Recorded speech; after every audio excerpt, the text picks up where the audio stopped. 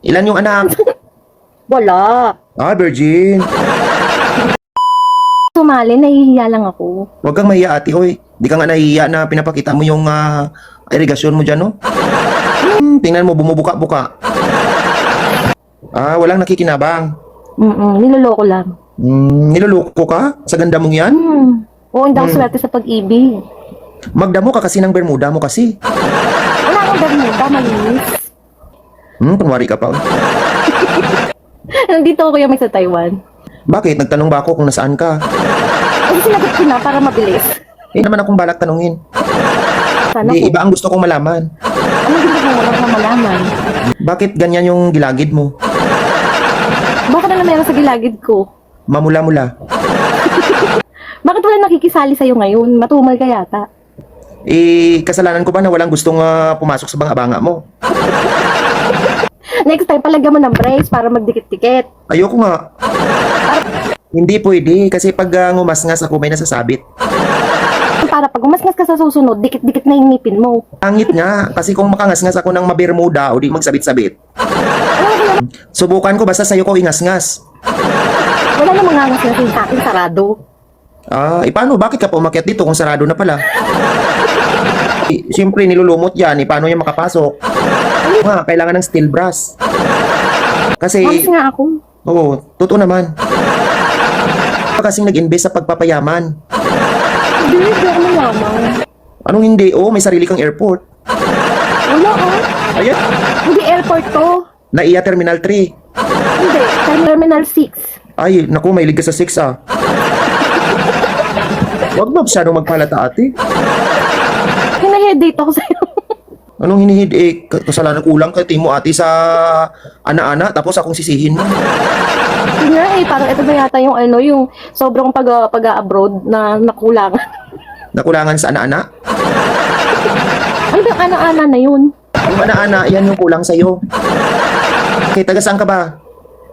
Ako po, Kalamba. Laguna. Hindi. Luzon. Walang Kalamba. Uy, may Kalamba sa amin. Isa lang ang Kalamba, di Laguna. Hindi may Kalamba Street. Barangay Punong Bato sa amin. Wala. Sige nga, search ko nga. Bakit nakapunta ka ba doon? Hindi. Oh, huwag kang masyadong assuming. Ilang taon ka na ba? Hulaan mo. 45? Kwenta. Ilan yung anak? Wala. Ah, virgin. Never been finger, never been touch? Ah, single tita ka. Wala rin ko tayo. Single tita ka, yung kwan ba, laon-laon, kung sa Ilonggo pa. Yung laon-laon ba, nalipasan na ng gutom. Hindi mo Guys, si ate guys ay taga Cebu. At siya po ay isang single tita. So, never been finger, never been kiss, pero always touch. Ate, you are 50 years old. May gata ka pa ba? No, I'm 38. I'm joke. Ha? I'm 38. 38 ka? Yes. Saan yun ang gilagid mo? 38 ka pa lang? Naku. Oh, ate, you are 38 years old. Hindi 50, hindi 45. So, 38 to 40, ganon. Yes. Ayaw mo ng 45. Okay lang din. Basta matured. Guys, 45. So, ibig sabihin si ate ay mahilig sa bratatatat, bratatat. No, anong bakit patatat? Bratatat, 45. Oh. In other words, mahilig kang magpaputok. Ate, ang tanong, handa ka na bang magpaubo? Ha? Sana. Sige daw, umubo ka daw. Handa ka na? Ha? Ha? Ay, nako. Nako, ate, naka-record talaga yung dila mo. Ang haba. Hindi nga. Hindi nga. Naka-record. Ngayon, ramdam mo na yung tagtuyot kasi summer na. Ate, lahat ng kababaihan may pangangailangan din. Naku. Kung hindi ibibigay ni Lord, it's okay. Importante, may trabaho ako. Naku. Sa madiling salita, hindi na naglalaway. Hindi na. Natuyo na eh. Natuyo na eh.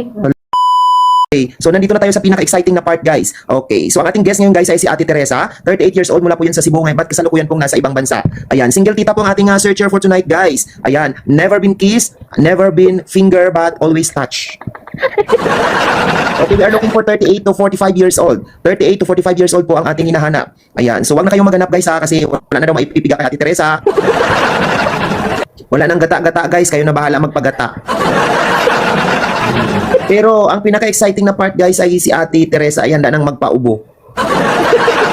Okay, let's go!